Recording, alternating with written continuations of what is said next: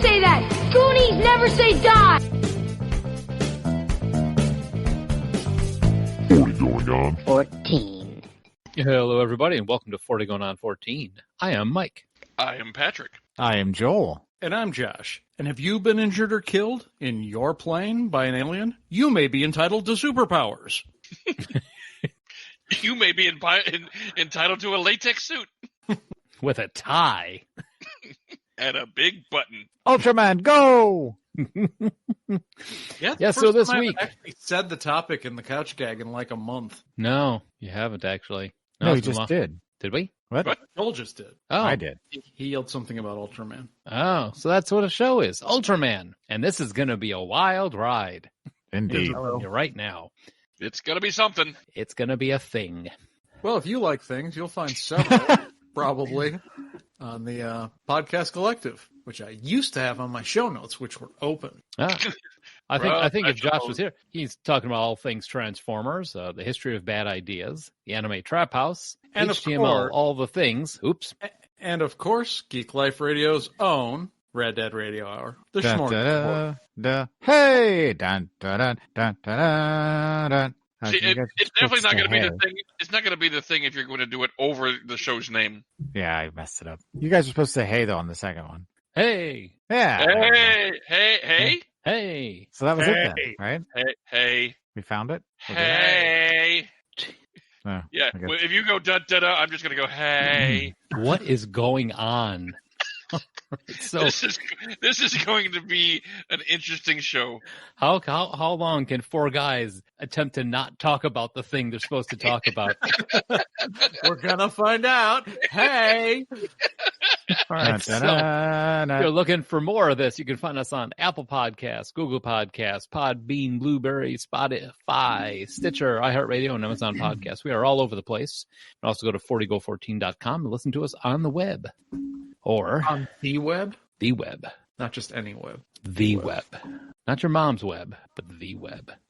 Also, you can give us a call at 78-NOW-RAP. That's 708-669-9727. You can go on to our Facebook page and join the conversation on Discord. Join our Discord. Chat with us about food, about anime, about video games, about painting your nails. That was a topic this Mom's week. web goes to college. Medical questions. We'll answer them. We can talk Yes. about anime food. Send Patrick a picture of your urethra, and he'll tell you what you've got. Oh, urethra. A nice penis. And it is about that time. Jesus Christ, it is. this week in music, movies, and TV. And Spotsu. So that Sport. just happened. Sports zoo? Yeah, Japanese for sports. Talking You about can't just- Ultraman. You can't just tack "ooh" onto the end of a word and I looked it say it's up. Jeff. I looked it up on Google and I checked the pronunciation. And it's Spotsy. That's how I say it. Check it out. Josh, I'm going to default to you on this one. He's probably right. I don't feel like looking it up. Okay. If we have any Japanese fluent listeners by chance, please call us up and let us know how that is supposed to sound. Yeah. Because that's not how it's supposed to sound. I'm sure he's trying. He's not far off, but I'm sure that's not how it's supposed to sound. I In looked it fact, up. for this, I'm just going to say I for this believe you entire looked it up. episode, this whole episode, if you're fluent in Japanese, just call us and correct us on everything that we're going to say from this point on. Please There's do going not to be a do that. lot. Yeah, there's going to be a lot of fact checking going on if you know Japanese. All right, so this week we're going with January 2nd, 1966, the premiere of the show Ultra Q. Which is somehow related to Ultraman. We'll get to that. Yeah. All right. So music, the number one song in the land was Simon and Garfunkel's The Sound of Silence. Sounds of Silence. Yeah, it's the sound. I don't know why I copied and I pasted. thought it was a sound, but it said Yeah. sounds. I didn't even notice that. That was the sequel. Although my favorite song is still the one where they go, la la la, when they shoot the shotgun at people. That's my favorite song. the boxer. Yeah, that is a great song, by the way. It's a even though great you're- freaking song, yeah. Even though you're trying to mock it, Well, they keep shooting the shotgun at everybody. It's like violent. it's a canon. You ever heard of it? You know, like John Philip Sousa, you un-American jerk. It's Dr. Sousa. What is happening? I've asked this all. So what happened to the podcast? I heard Ultraman was their last show. You think I got into a fight about John Philip Sousa? Who the hell saw that coming? They're doing the Blart cast from here on out. All right, so You know, Oh. Frederick fucking Chopin. So the Supremes released My World Is Empty Without You on December 29th. Written and produced by Motown's main production team of Holland, Dozier, and Holland, it was one of the few songs written by the team for the Supremes that did not reach number 1. It peaked at number 5 on the U.S. pop charts for 2 weeks and at number 10 on the R&B chart. It failed to chart on the UK singles chart. That's a lot of charts. Chart. Paul Chart, Mall Cop. All right, and finally, Brian Keith Dexter Holland, born December 29th, is an American musician who is the lead vocalist, rhythm guitarist, and primary songwriter of the American rock band The Offspring. He is also the creator of the hot sauce Gringo Bandito, launched in 2004. In 2017, Holland attained a PhD degree in, guess this, molecular biology. Now, not only did he attain it, but he was getting it, took a break to found The Offspring, become a rock star, and then said, I guess I'm bored with this. I'll go back and get my PhD. You got to keep him educated. He and Brian May probably have some pretty deep conversations, I bet. Mm-hmm. Over their hot sauce. What? Huh? Do they know each other? I mean, it's rock. They probably do. He's his best friend. It's keep coming. All right, I'm moving on to movies, where the number 1 movie in the land was Thunderball, which was the 4th James Bond film starring Sean Connery and Claudine Auger, which premiered in Tokyo. That's a good one. I like Thunderball. I don't remember that one. I mean, I remember it, but I don't remember plot or anything. Was it a good one? I vaguely remember that one. I think that's the one that got remade later. Isn't that the one that had oh my god, why can't I think of what it was called? The roller skating whipping around in the rink. Oh my Jesus, I'm totally blanking out now, and it's completely gone now that I can't think of it. It's the one with Domino. Is this the one? No. Yeah, Claudine Auger's Domino. Yeah. What are the female roller skaters going around in a circle, bashing each other in the elbows? What the hell is that called? Roller derby? Thank you. You're I was welcome. completely blanking on that. Thank you. All right. Cool. Gotcha. All right. My stroke is subsiding. Born Shut on... up. Okay, I won't go. No. Born on December 31st, Nicholas Charles Sparks is an American novelist, screenwriter, and philanthropist. He has published 21 novels and 2 nonfiction books, all of which have been New York Times bestsellers, with over 115 million copies sold worldwide in more than 50 languages. 11 of his novels have been adapted to film, including The Choice, The Longest Ride, The Best of Me, Safe Haven, The Lucky One, Message in a Bottle, Walk to Remember, Nights in Rodantha, Dear John, The Last Song, and The Notebook. I have never seen a single one of his adapted movies. I think I saw one of them. I don't think I have either. Yeah, I can't remember any of those. Yeah, That's I don't think sad. Interesting. Somebody gets a brain tumor and they die, and then they're in love, and then they write in the notebook. Yeah, there's a lot of love and a lot of death in his stuff, from what I understand. A lot of romance and a lot of swooning and a lot of dying. So yeah, I remember the Notebook. I remember when it came out, I asked Suzanne if she wanted to go see it, and she was like, "Nope." A lot of forlorn looks. Yeah. What are you giggling at? all right. So TV. Top shows in the land were Bonanza, The Red Skelton Hour, The Lucy Show, and The Andy Griffith Show. Wow, that's quite a lineup, actually. Yeah, I was going to say, all in all, that's some good entertainment right there. You could have 3 hours of Lucy. Seinfeld. All right. Also, Kate Schellenbach, born in New York City on January 5th, is an American musician and television producer. She is a drummer of Luscious Jackson and was a founding member of the Beastie Boys. She played with the Beastie Boys from 81 to 84 and drummed for Luscious Jackson until the band broke up in spring of 2000 and again when they reformed in 2011. Schellenbach was also the drummer for the punk band The Lunatics. She was later an Emmy Award-winning segment producer on the acronym of the week, which is TEDS. Pretty sure that just stands for Teller Eats Dick Sandwiches. Wow. Was that after Penn kicked him out or what? Wow. What do you got against Teller? I know. Of all Nothing. people. Originally it was going to be Tiffany, but I figure she's been through enough. No, I'm sorry. That is the Ellen DeGeneres show. Oh, you're always so close, though. This has been your TED's Talk. I'm not going to be able to watch one of those. Nom, nom, nom, nom. Welcome to my TED Talk. Nom, nom, nom, nom. She's also worked as a producer on The Lopez Tonight, Chelsea Lately, Kathy, and Love You, Mean It with Whitney Cummings. She is currently the producer of the Late Late Late Show with James Corden. I'm sorry, Oh. Late Late Show with James Corden. Wow, she had quite a career. Right. I'd totally forgotten about Luscious Jackson, but I didn't even know she was in the Beastie Boys. Well, she's not dead. No, I know, but I mean, it's like you start out as a drummer with the Beastie Boys and you end up like this Emmy award-winning TV person that's had quite a music career on top of that. I mean, that's impressive. She's doing a lot. Yeah. Also, Shindig was an American musical variety series which aired from September 16th, 1964 to January 8th of this week. The Who and the Kinks perform on the last airing of the show, though 2 days earlier, the birthday of Elvis Presley was celebrated in the final Thursday episode of the series. I do not recall Shindig. Me either. I do. I mean, I remember the name. Real quick, I posted a picture of Kate Schellenbach with the Beastie Boys in the chat. I know this isn't good for the listener, but take a look at that, and it's insane, like how young they were. Yeah, that aging thing. If anybody's interested, go look up Kate Schellenbach and like the first 3 or 4 photos of her with the Beastie Boys, and they look so young. That's fun. I will put this in the show notes so you know what Joel is speaking of. Also, Rawhide was a Western TV series starring Eric Fleming and Clint Eastwood. The show aired for 8 seasons with a total of 217 black and white episodes. Rawhide was the 6th longest-running American television Western, ending its run on January 4th. Rawhide!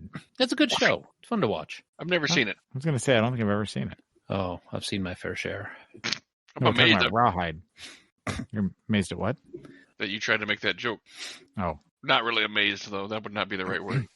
Anyway, moving on to sports. On January 1st, the traditional day for college bowl games, at the 32nd Orange Bowl, number 4 Alabama beat number 3 Nebraska. At the 32nd Sugar Bowl, number 6 Missouri beat Florida. And at the 52nd Rose Bowl, number 5 UCLA beat the number 1 Michigan State.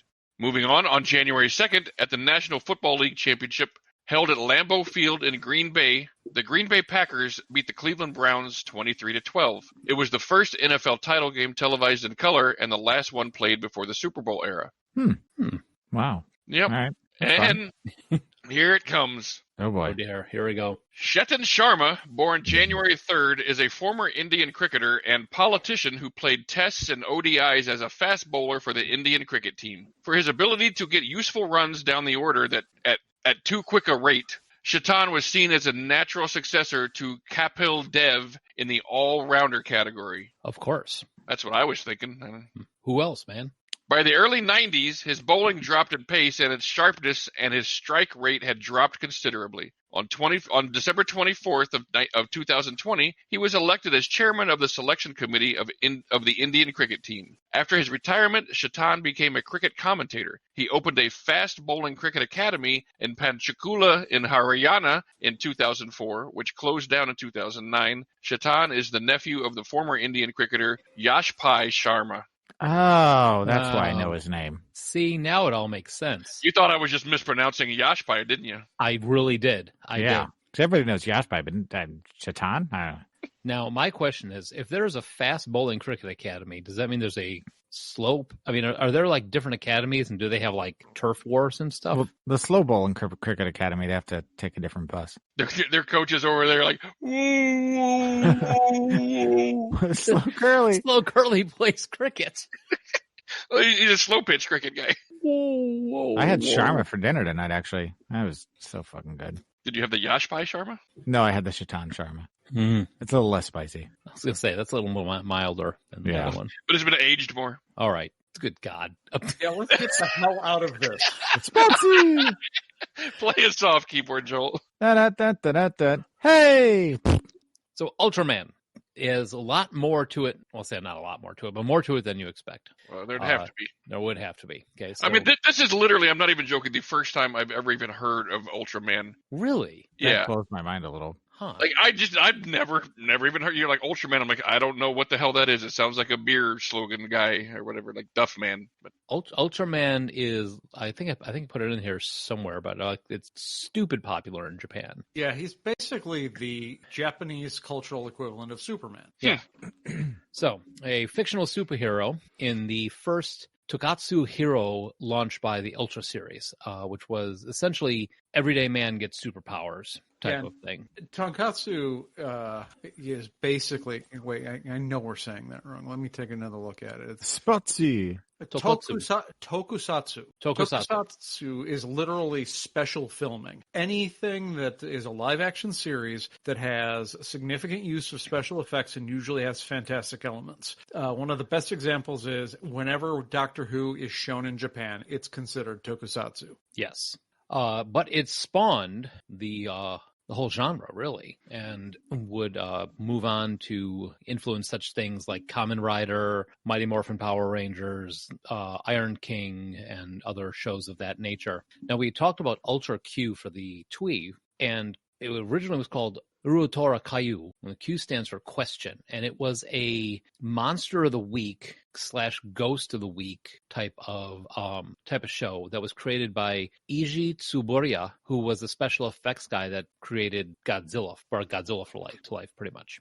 So a heavy hitter. His whole concept for the show was actually, it's kind of like a 1960s black and white Japanese X-Files. Yeah, I've heard it kind of put into that light. Yeah, it was investigators that would go. He wanted to be more Twilight Zone-ish, was his thought process on it. But it was a group of investigators that would go investigate a monster of the week, a ghost of the week, some sort of supernatural phenomena. And that one was very popular and then ran for a while. And after that, they brought up the actual full title of Ultraman is Ultraman, a special effects fantasy series. So I'm not even going to try and speak that in the Japanese, but everybody knows him as Ultraman. Aired in 1966 as a follow-up television series to the Ultra Q one, but it wasn't really a sequel or a spin-off. Broadcast on the Tokyo Broadcasting System, otherwise known as TBS, which... Not that TBS. Not that TBS. I know it took me a second to do that when I was reading on this. I had 39 episodes, 40 counting a pre-premiere special that aired in 66. And it starts up when SSSP, like, what are you guys going to call yourself? For the SSS. Probably just toss a P in there for good measure. Just take the curse off that. In any letter. Yeah, any letter, toss it in. Shin Hayata is flying his plane and a red sphere of light crashes into his sub VTOL. It turns out to be the travel sphere for a red and silver giant being who calls himself Ultraman. Feeling remorse for having killed Shin Hayata, he merges with his essence to revive him. In return, Hayata serves as a human form for this being whenever danger threatens and the resources of the science patrol are not enough to counter it. He raises his Beta Capsule and transforms into Ultraman to save the day. Dun, dun, dun. Yes. The Ultraman series used multiple monster costumes, the kaiju costumes, before, like I said, before anything like Kamen Rider or anything else. The principal were played by famous monster suit actor Haru Nakajima, who was the original Godzilla costume guy, which is kind of cool. And another Toho actor, Satoshi Bin Furuya, was sought out for the role of Ultraman because he was apparently very tall, good proportions, and outdoor sports and martial arts background. But then they decided that Ultraman would not seem alien enough if he was using earthbound martial arts. So they just had him wrestle things. Pick him up.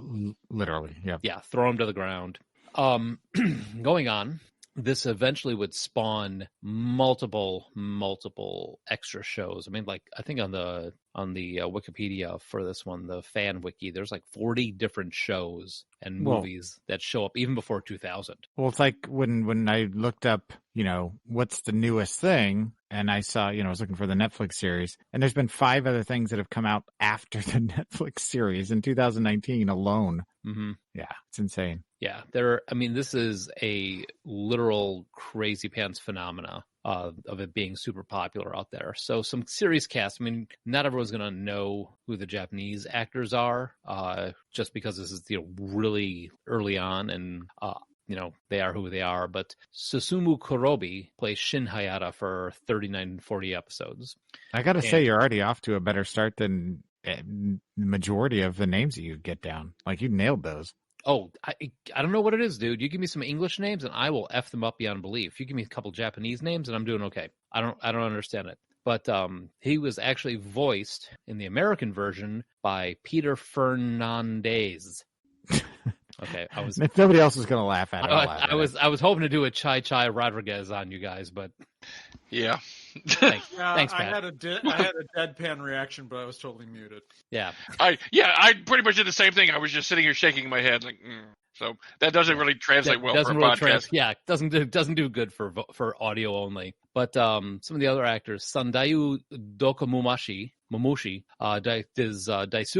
Hiroko Sarakai, Sakuri as Akiko, and Akiji Kobayashi is Captain Cap Toshio Muramatsu for 30 episodes. I love Cap. I love the fact that he's in this lab smoking the pipe, or smoking a pipe, not the pipe.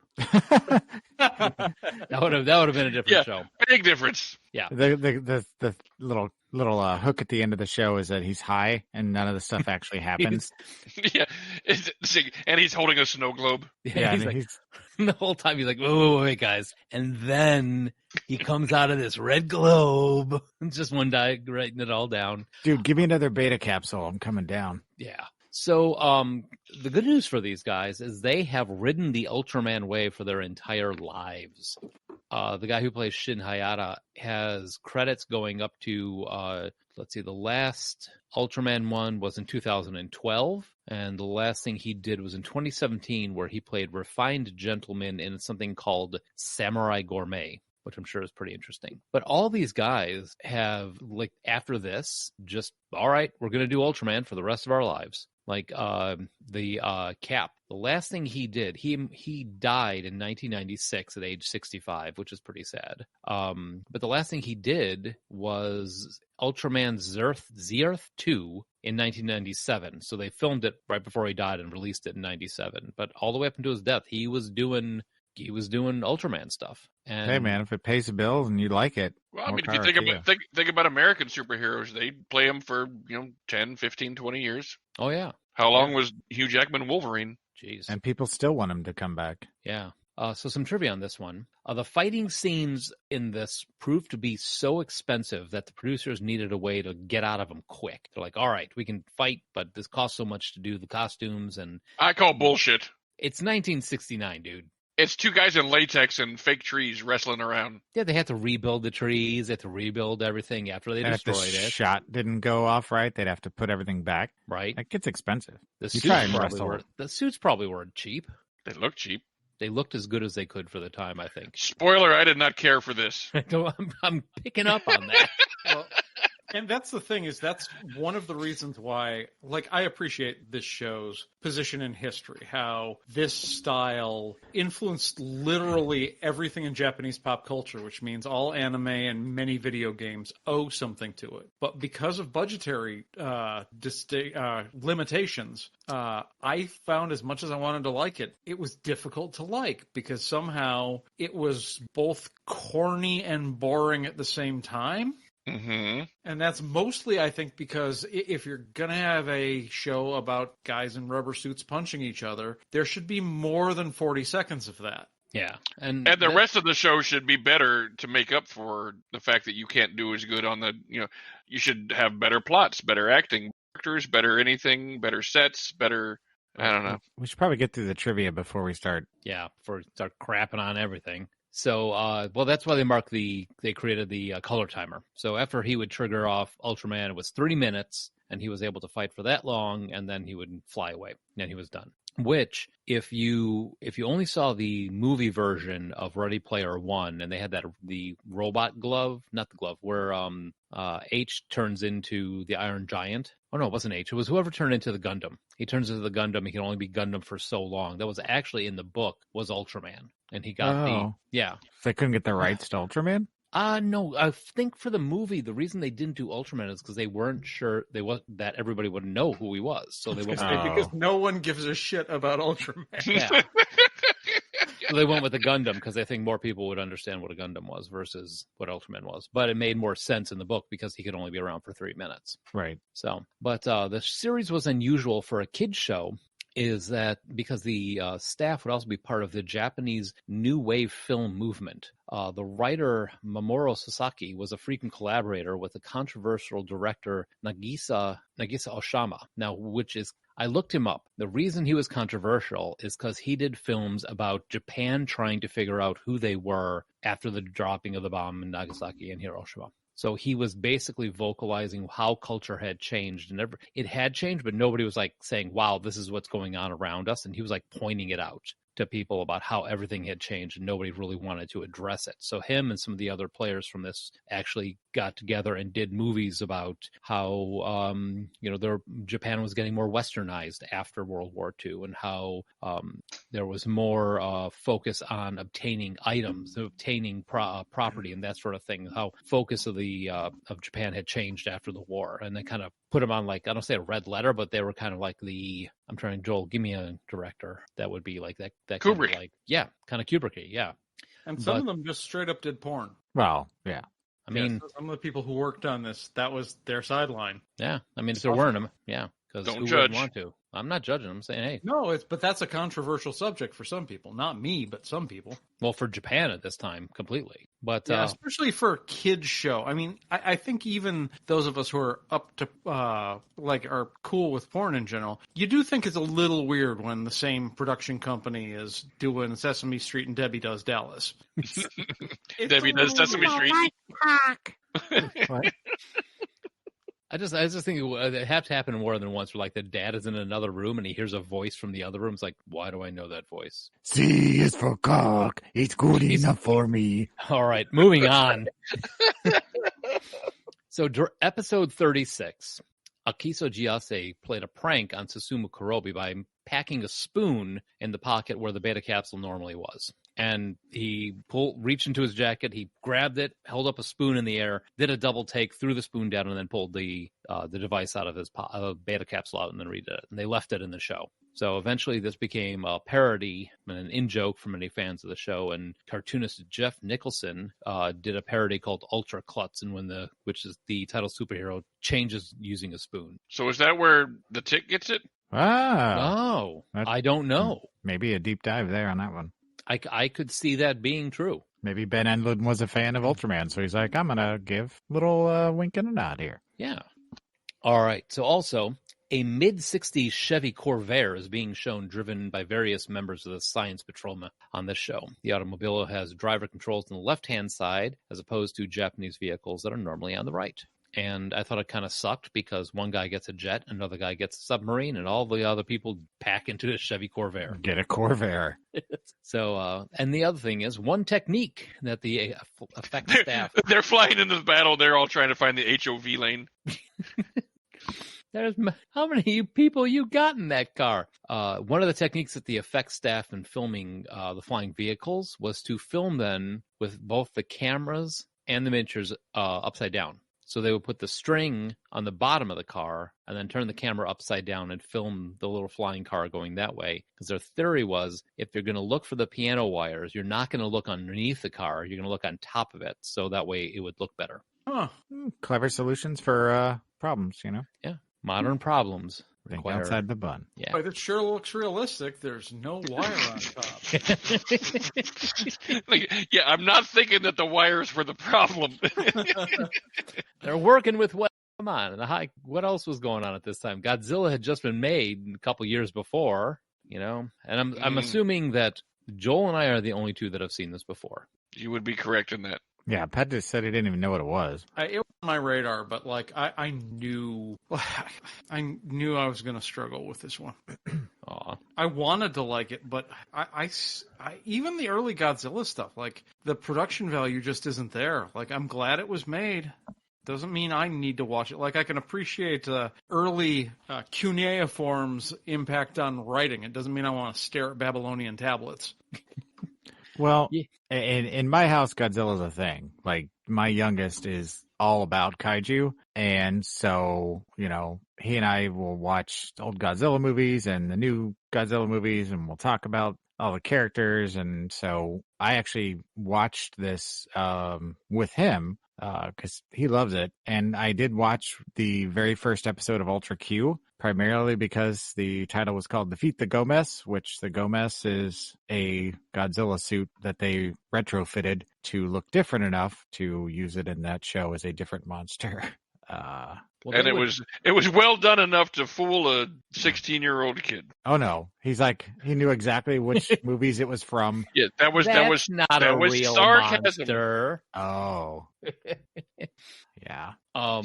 Well, I was going to say one of the things that I put in my notes here. I'm like, first off, hey Frank, I'm going to put you in this rubber suit. I'm going to put a flamethrower in the mouth on top of your head. We're going to blow flames out of it because the first monster was blowing flames. Don't inhale.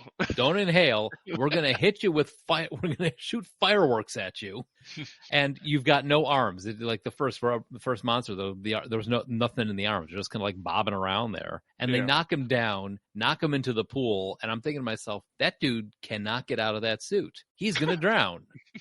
Because I'm watching a man die. You better call cut real soon. But they said that they would do like so many shows in a day that they'd put the suit on and they would like spray paint it. And one of the guys in the suits in an interview was like, yeah, sometimes we were in the suits while they were changing them up. And other times the suits only cover the top half of their body. So that's why they were real tight cuts. And sometimes it was most of the time with the ones that the monsters that like ran on all fours, because if they wouldn't have balance if they were running around all fours. So they just put the top part on and let them crawl around on their arms. Mm-hmm. They did what they needed to do, man. We did what we needed to do when we were making anybody's taco, but we're not releasing it to the nation and saying, watch this and tell us it's great. Well, my theory is that this guy like got into the Twilight Zone. He's like, okay, I'm going to make the Japanese Twilight Zone. And they pressured him because he was known for Godzilla. And put some rubber suit monsters in there. It's like, okay, fine. I'll put some rubber suit monsters in there. And then he goes back and tries to make more Twilight Zone. And they're like, sorry, dude, they like the rubber suit monsters. What can we tell you? Yeah, and then from that point on, he's just like, well, fuck these rubber suits. I am going to punish everyone and everything that has anything to do with a rubber suit monster for the next 50 years. You wanted rubber suit monster, you got it. And thus a franchise was born with very deep lore and a villains roster and rogues gallery and whatever you want to call it. And it's insane. Like, I watched the Ultra Q, I watched a couple episodes of the original Ultraman, and I watched Ultraman Ace that Mike had suggested. And it's not just one Ultraman anymore. There's a whole like planet of Ultramen and women. And just in this stuff I watched, there was probably at least 15 or 20 different Ultraman. At least. It's insane. Mm. Yeah, they have in the one I told you to watch where they had like the Ultraman brothers. Yeah. They all have different versions of the helmets that they're looking at and that sort of looking through and that sort of thing. They took this and they milked it 100%. Well, I mean, just think if you were a kid in the 60s, and Godzilla happened in 54, and then there was a subsequent films that came out after that, and you wanted to go see big rubber suit monster fights, but they were only in the theater. How cool would it have been at that time to turn on the TV and every week you got to see a rubber suit monster fight? I'll tell you, I grew up watching this stuff on Channel 44, Chicago, UHF station, and I had an Ultraman helmet, and I played Ultraman and had they had this red, my grandfather for some reason or another had like a case of this red masking tape, and we'd use it we would play with it. And I would take that and I made bracelets like Ultraman had, and I would do the beam and all that, to the point where I had some of them on there for so long. My mom was like, they started to get an odor, apparently. Oh, no. Because I wore them to bed, and, she had to come to me in my sleep and cut the things off my wrist. But I dug this stuff. As a kid, I loved this, and I think this eventually, led into watching not Gundam, but Battletech and all those other shows. But this was my jam back then. And I have to agree, although I remember when my nephew first got into Power Rangers, and that's his thing, like now as an adult in his 30s, Power Rangers is like a thing for him. Mm-hmm. I remember seeing the Power Rangers and go, man, this is kind of dumb. But then I'd have to stop and go, I watched this exact same kind of shit when I was growing up, between the Godzilla movies, the Gamera, the Rodan, the whatever, and then moved on to this stuff like Kamen Rider that you mentioned, which is another big one. And it's the same thing. I mean, it's exactly the same thing. And there's something charming about it. I know the other two guys don't care for it per se, but I don't know if it's nostalgia or it's not even a per se. I just don't care for the whole kaiju rubber monster fight thing. I just don't care for it. It's not at all entertaining to me. I mean, I'd rather see like the modern take on kaiju films, like Colossal or even the recent Godzilla MonsterVerse, where it's more realistic. But, it's I always enjoyed kind of the creativity behind the monsters they would come up with and the powers, probably more so than Ultraman himself. And I think my issue with it is I can tolerate low production values, especially if there's historical pop culture significance. I have a difficult time tolerating boring, because that's not like interesting is not a technology that was discovered in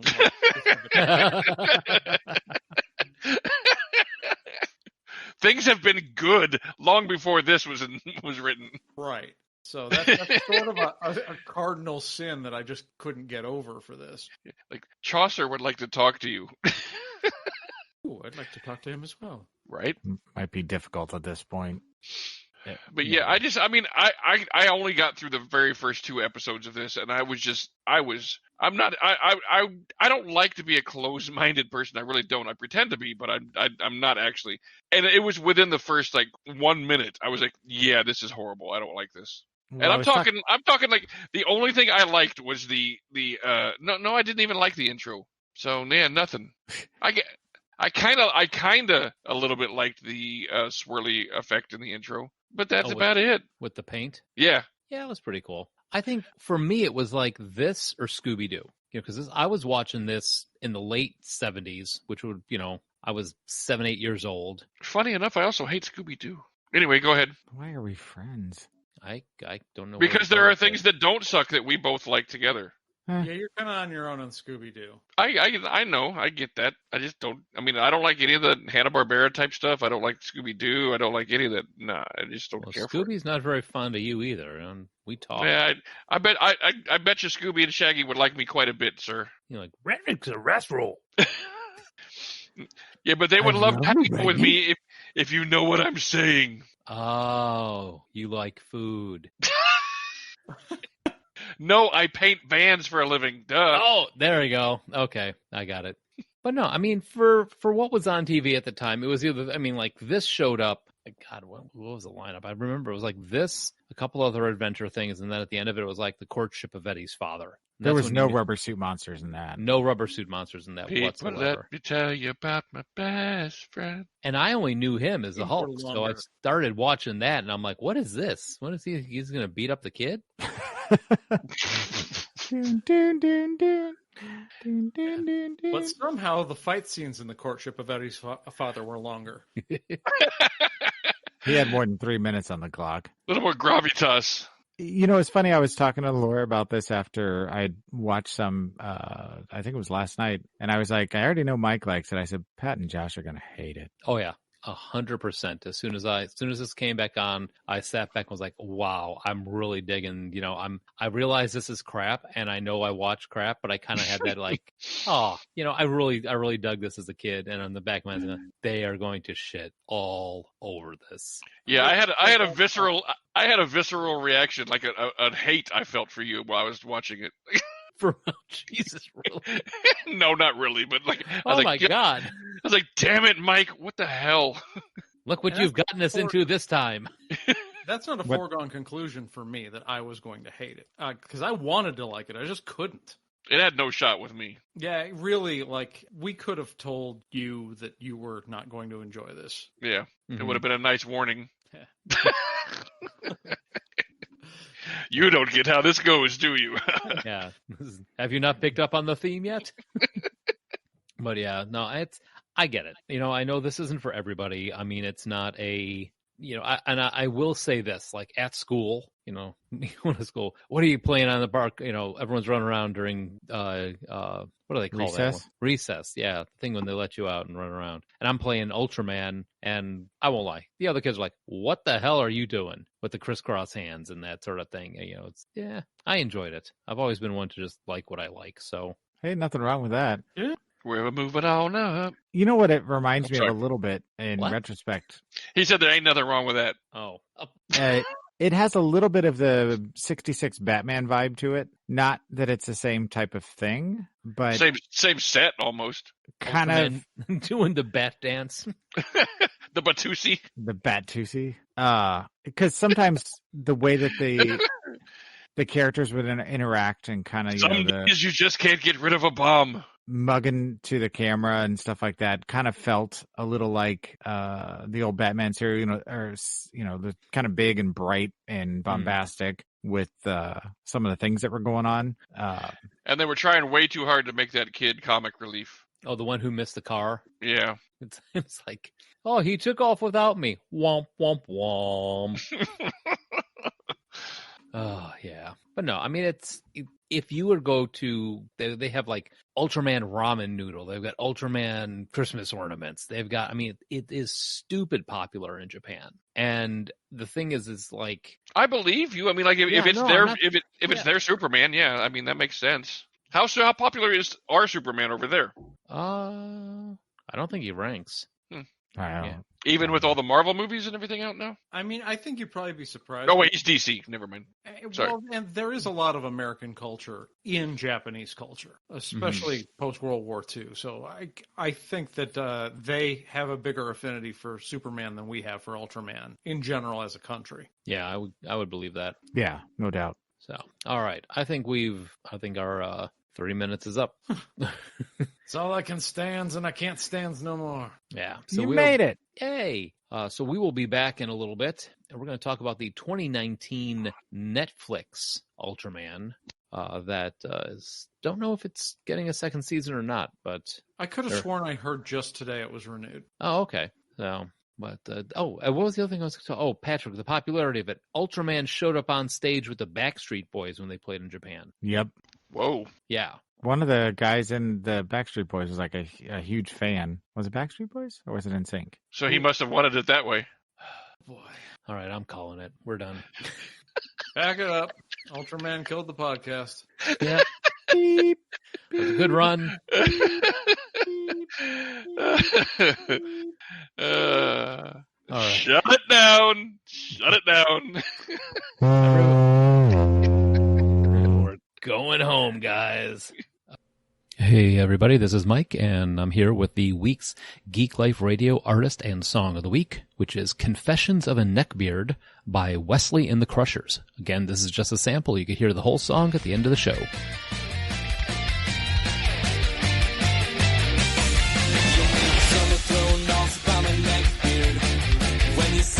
Its own. But when you add to the picture my fedora, it's like a money explorer headed off into the great unknown. You'll probably see me take my hat and say, when you buy a new computer from me, it's just because I'm a scholarly gentleman. All right, now talking about Ultraman 2019 animated show out on Netflix. So in this world, there was once a figure called the Giant of Light. After completing his mission, he goes back to his homeland. My work here is done. I must return to my people. And he had erased the memories of everyone relating to him, giving humans the peace they once had.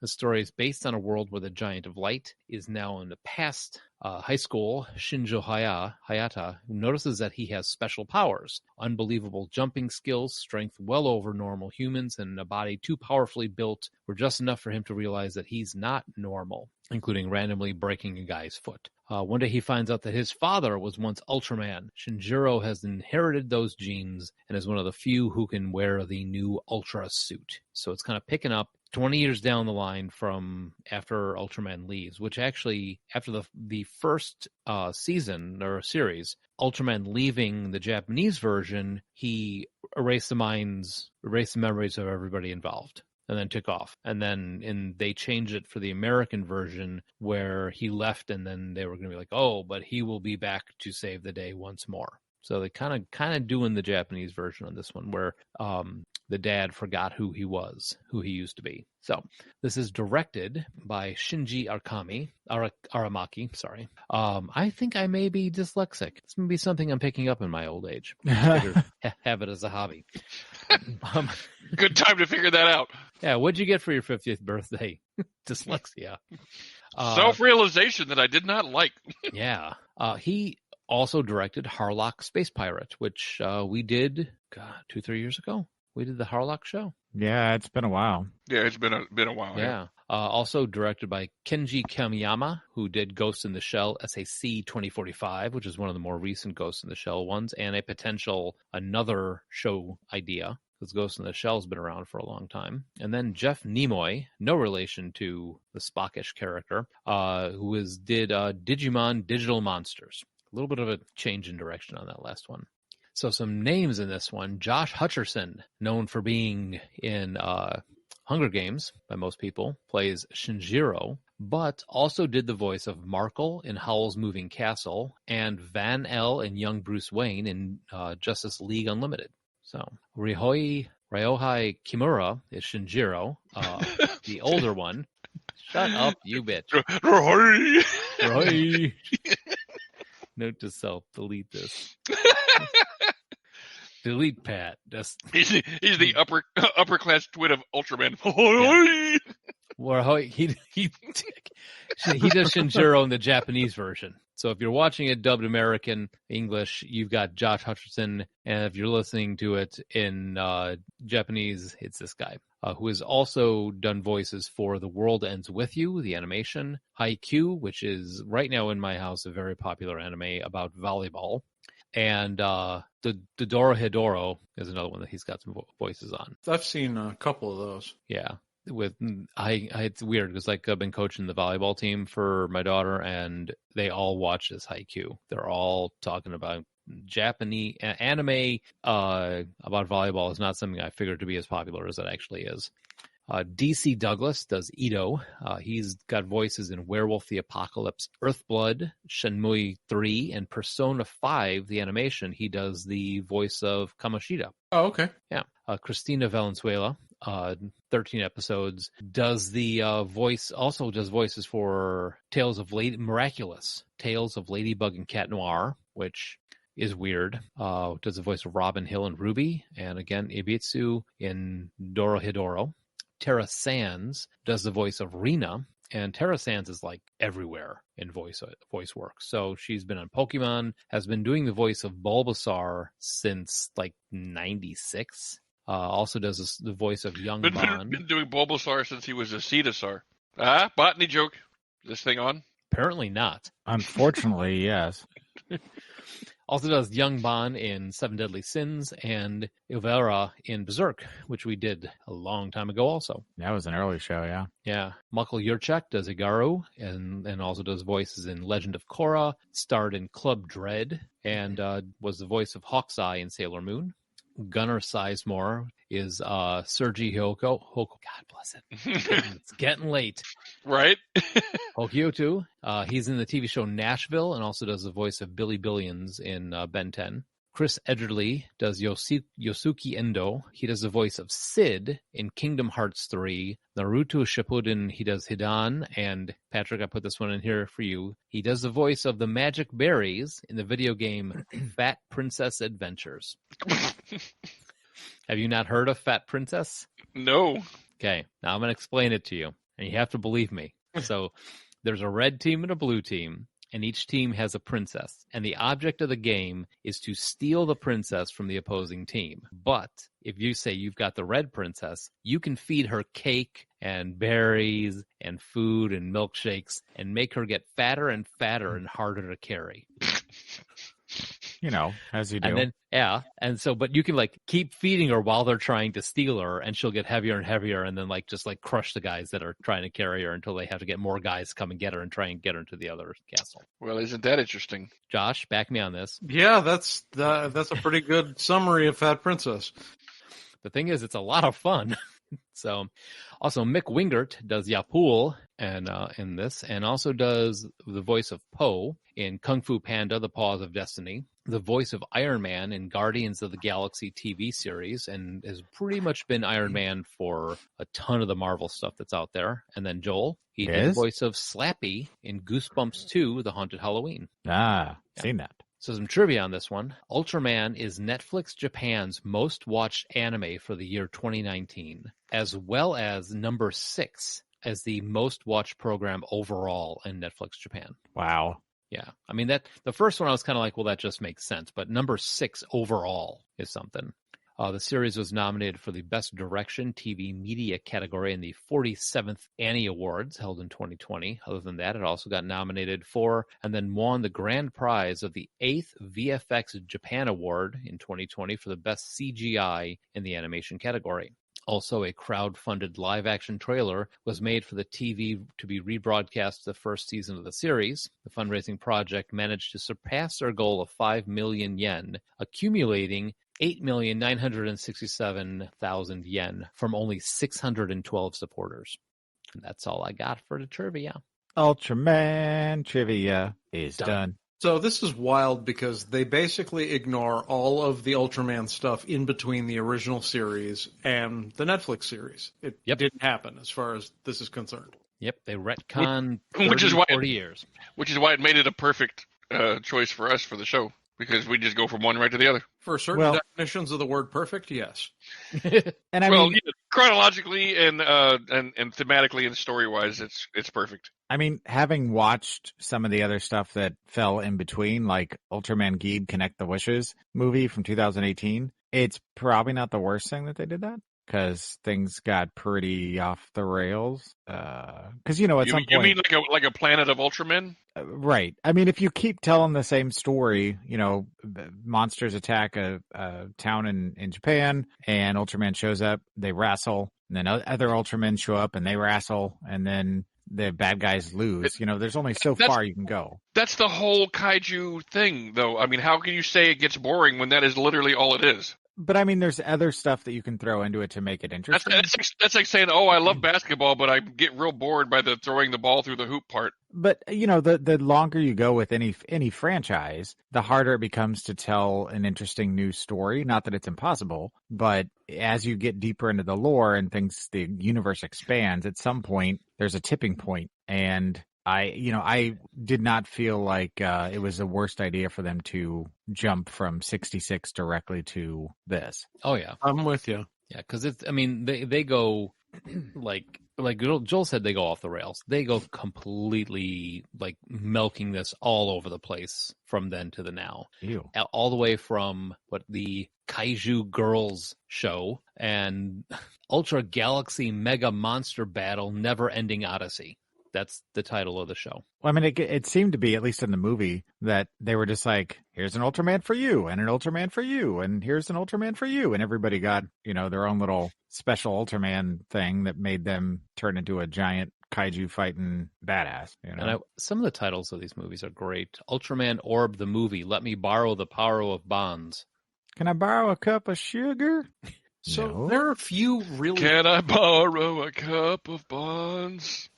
There's a couple of really different things going on. For one thing, as an anime, this is the first time, as far as I know, that Ultraman has decided to deliberately steer away from the live action with special effects and rubber suits. Mm-hmm. Also, I approve that decision, by the way.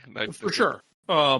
Also, they decided that instead of it being a giant guy fighting giant monsters, it is a human-sized guy fighting human-sized monsters. I also approve that decision. So, yeah, and one thing, I always kind of thought with Ultraman, when I heard the concept, that it was a raw deal. So the alien accidentally kills this guy, feels guilty, and as the way he's going to pay this guy back is he's going to inhabit him like a parasite and make him fight a different giant monster every week.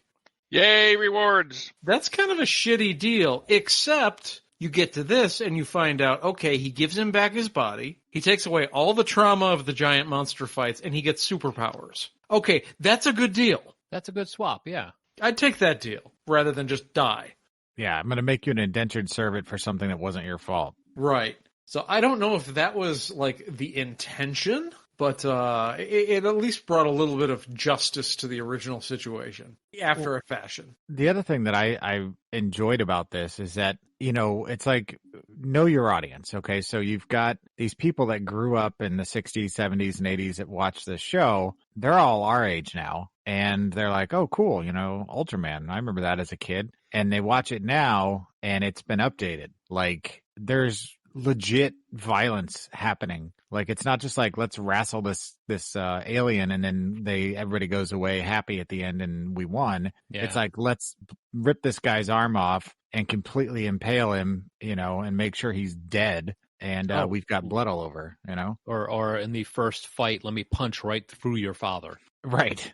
Yeah, that was vicious. And then suddenly he's like, oh, just a wound. He didn't really get anything important. He went right through the middle of your fucking body. Well, in the third episode, there's a character that I have a feeling is another Ultraman type character that I haven't seen that part of him yet. But they send the new Ultraman to his first alien encounter, and he walks in this warehouse, and what's happening? This alien is eating human beings. He's treating them like Capri Suns.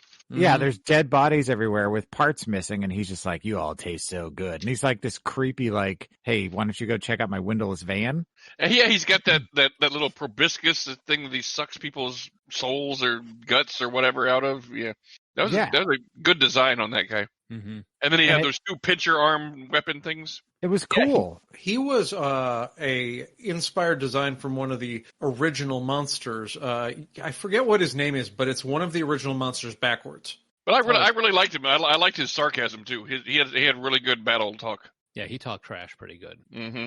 And they pulled that a few series, or from the series that preceded Ultraman. There would be a monster, and they're like, how about we redesign this monster and just literally name backwards?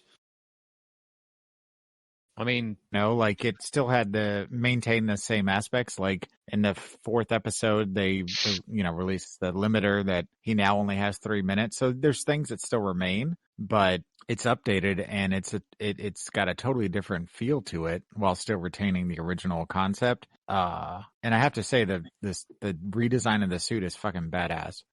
I like the monster design and the suit designs are also really upgraded. Joel and I had a bit of a disagreement about the animation style, because I actually liked the cel-shaded animation style, though it's a little off-putting the first time you see it in big motion, like in a fight scene. Mm-hmm. I grew to really appreciate it. It reminded me of this anime cross with Zelda Wind Waker. Yeah, it does have. It's got that feel to it. I like this animation style. I think a little bit of Archer to it too, as well. Yeah, that kind of flash animation, cell shade. Rotoscope. Yeah, it's kind of rotoscoped a little bit. Or no, it's cell shaded. Yeah, what you already said. Sorry, but no, it's. Oh, go ahead, Joel. I was just gonna say, yeah, I didn't care for Isaiah and I were watching it, and he was like, is something wrong with the is it buffering or something? I'm like, no, that's just the way the art's supposed to be. And he's like, but it's so smooth, and then other times it's really choppy. I'm like, that's the way they do it. Yeah, it's a stylistic choice. Yeah, I dig it though. It bothered me a bit, but it's a small complaint versus the overall what I thought was a really well done series so far. I didn't hate this. It was done with a lot of care and attention to something that I was just like, okay. To me, if I hadn't known it was so huge in Japan, I'd be like, why did they put all this effort into this shit? But the answer really is like you say, there's both a nostalgia factor and the fact that he's literally just one of the biggest things in Japan. Mm-hmm. And I think with the team that put this together, also, it's the biggest thing in Japan. I think what their take on it was, what if we redid this with all this cool technology? They could have easily, I mean, God forbid, but they could have easily done it in rubber suits. They could have done a live action Pacific Rim style, which may or may not have been good. But I think going to the animation style, they have more control over the scenario. That doing a huge costume change, you're not changing out a giant costume or anything like that. You're just altering the image a little bit if they have to make changes on things. I think this is people who want to see Ultraman be appreciated by people nowadays. And I mean, I could see them easily doing something like you mentioned, like a Pacific Rim, and it working if they put the money into it, like the MonsterVerse kind of stuff, where they spent some time and care, and I could see that translating really well. But I've seen some kind of lower budget versions of that don't work. So I almost prefer that they went this route because they could really put the time and effort into it. And when that suit comes onto his body, like you see all the little parts connecting and everything, and it's really intricate and it's nice because, in the other one it's just like blam, all of a sudden he's in this funky looking rubber suit. Here, you can see all the moving parts like Iron Man almost, and it's a really nice touch because, again, it's like back to the Voltron show where we go back and we watch the original show and we're like, man, in my brain this was a lot cooler, and then we watch the new show and we're like, that's what I saw in my brain that wasn't actually on this screen. And that's kind of what's here. It's like our 12-year-old or 10-year-old self watching Ultraman. This is what we were imagining when you were out on the playground playing,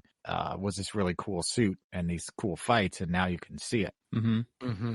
So, Patrick, you enjoyed this one? Yeah, I was wondering what... I thought this was really beautiful. I really, really liked the animation a lot. I liked a lot of the stylized choices. I thought the characters were actually well done and defined, and like you said, the suit was really cool. The battles were well done. I really liked the choice to make them, just human size. It felt more like a normal superhero movie than a kaiju movie to me, and which I appreciated. Of course, I know that's pretty much antithetical of the entire point of Ultraman and everything, but I still appreciated it. I liked it, and overall, I'm not gonna lie, I very much liked this.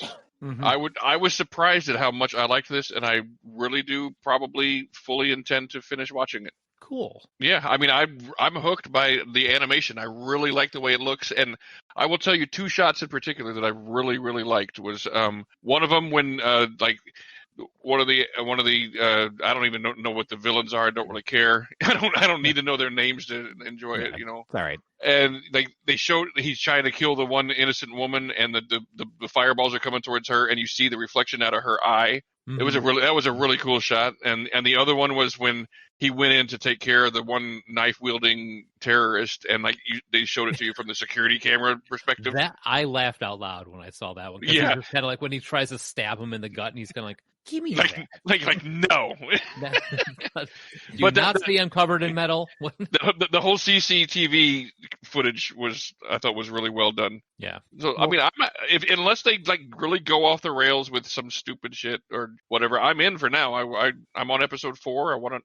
I put it off for forever thinking it was going to suck, and I watched them today, and I'm kind of annoyed that I didn't start watching it earlier. Well, speaking of cool shots, the other one that I thought deserved a mention is once they release the limiter and he comes walking out of, there's all the smoke and everything, and he's completely glowing red. Yeah, the guy's like, he's like, I think you're about to overheat.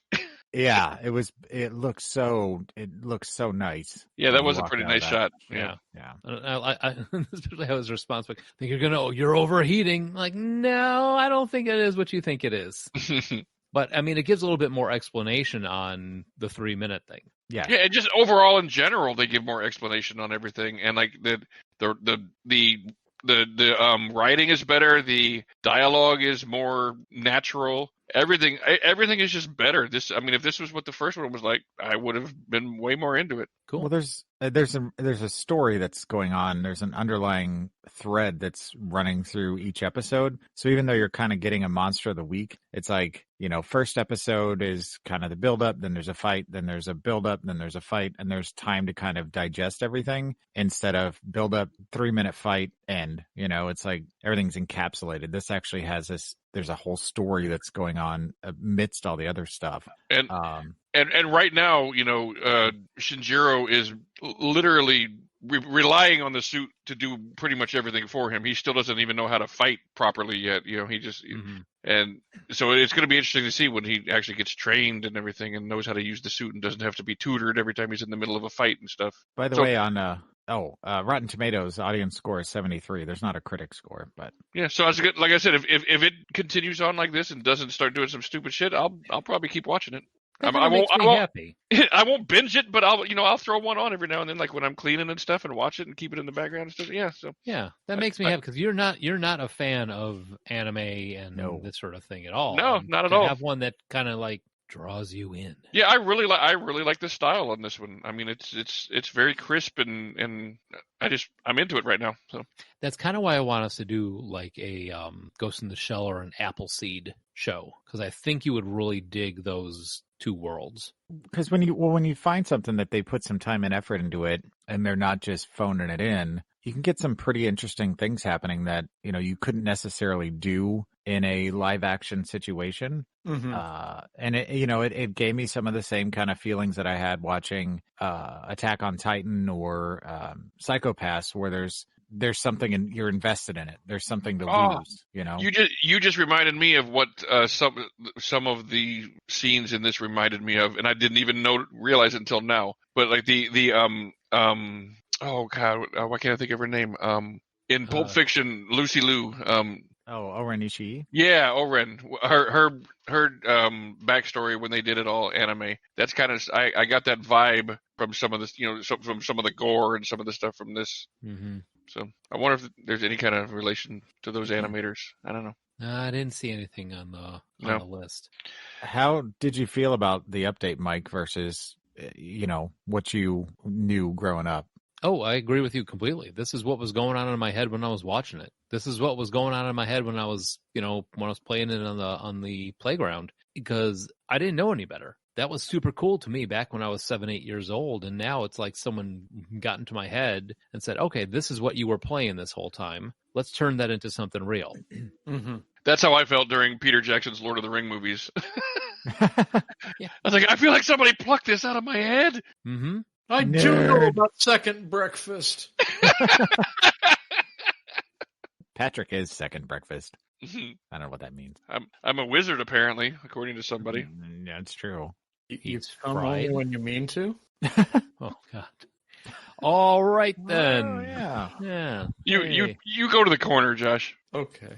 So I think we can call it at this point. Do you want to do thumbs up, thumbs down? Yeah, I think it's obvious, but it's also tradition. Yeah. So, Josh. This is going to be a big thumbs down for the original, but a thumbs up. I'm kind of where Patrick was, where I kind of wish I'd had more time to watch more of the Netflix version of this. And I may go back, but let's face it, video games exist.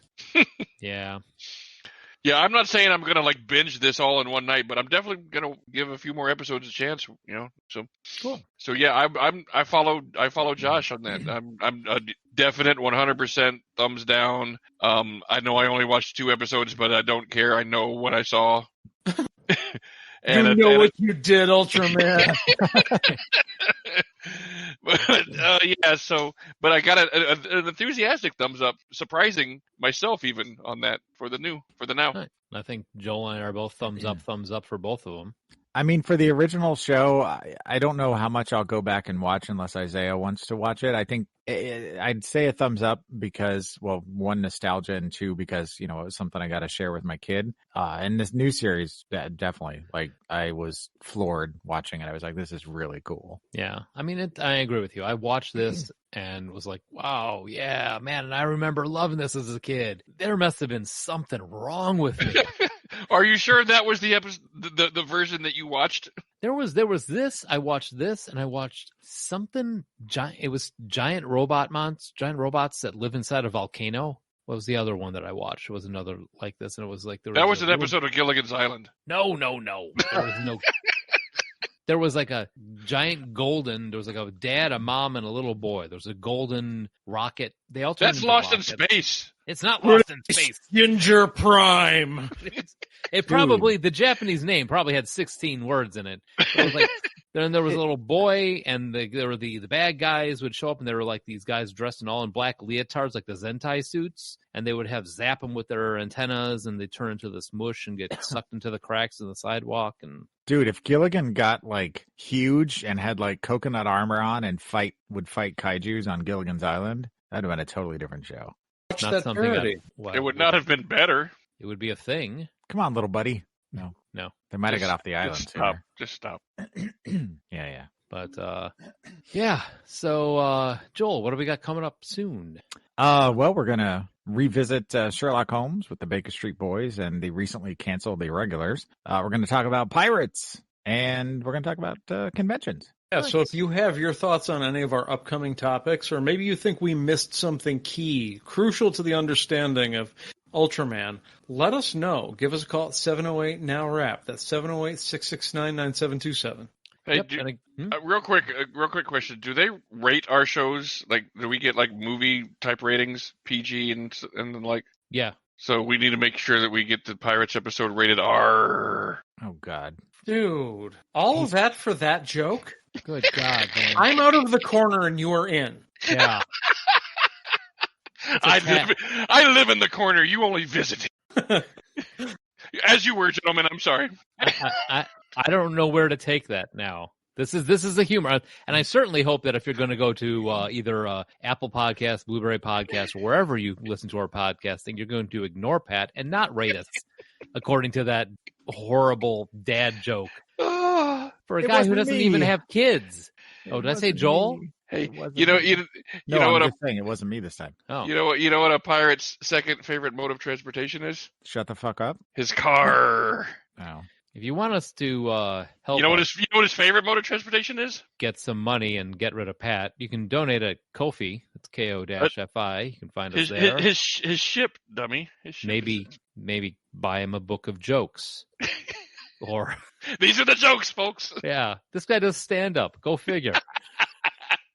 I don't do that on the stand-up. But yeah, everybody, thank you very much for listening, and hope you enjoyed it. We will be back next week.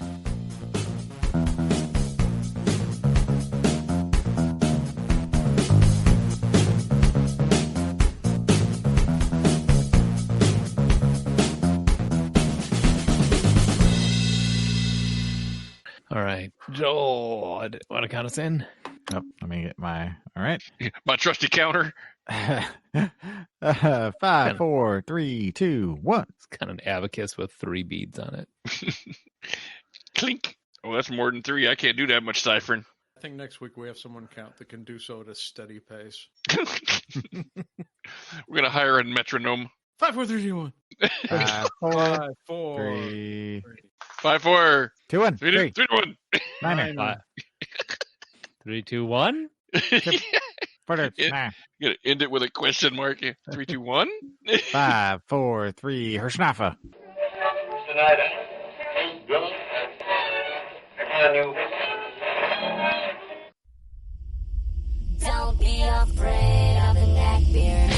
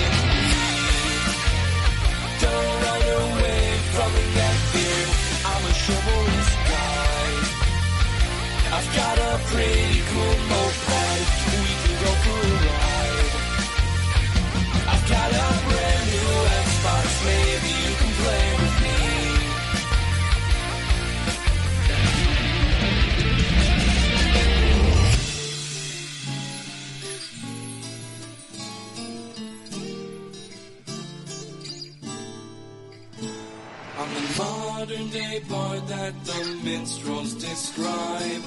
Don't be put off, for it's but a disguise, hiding the poet that's living inside. I'm an avid gamer with your neckbeard. Not a junkie counter wannabe. Minecrafting Half-Life, radio my whole life, level up my character. Why can't I level up me? I think it's clear that I'll always be a neckbeard, stuck here in this lonely space. I may have no libido, but at least I have Doritos, a dove of Mountain Dew, a beard to keep my fingers clean. I'm not ashamed of the neckbeard, and I wear it with pride.